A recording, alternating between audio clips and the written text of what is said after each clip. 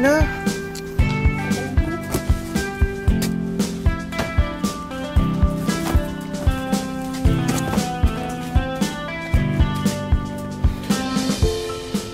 Ansel, bakit may slow motion yung galaw mo? May sakit ka ba?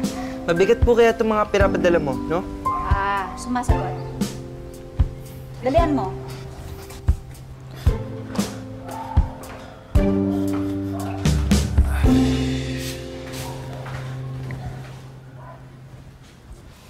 Melody!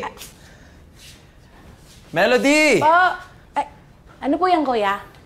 Kaya ako nga tinatanong sa'yo, ka dito, lumapit ka. Tingnan mo, oh. Ito, anong ginawa mo dyan? Ay, kasi po. Melody naman din pa, sabi ko sa'yo, yung mga sponge na ganyan, dapat hindi yan iniiwan sa gitna ng lababo.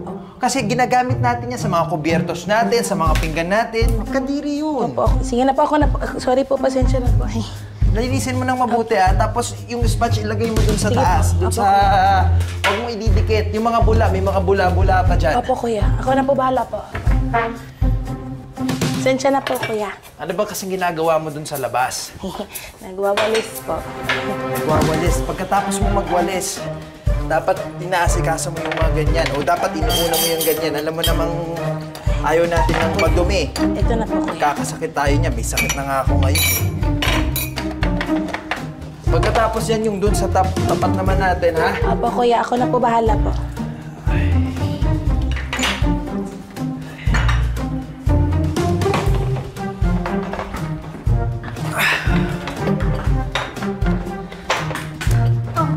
Kuya Jules, hindi ka papasok?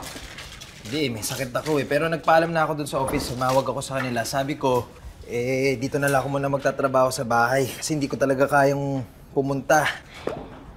Di ba last week hindi ka na rin pumasok?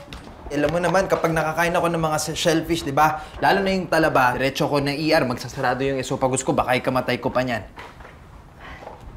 Ano ba kasing kinain mo at nagka-allergy ka? Tahong.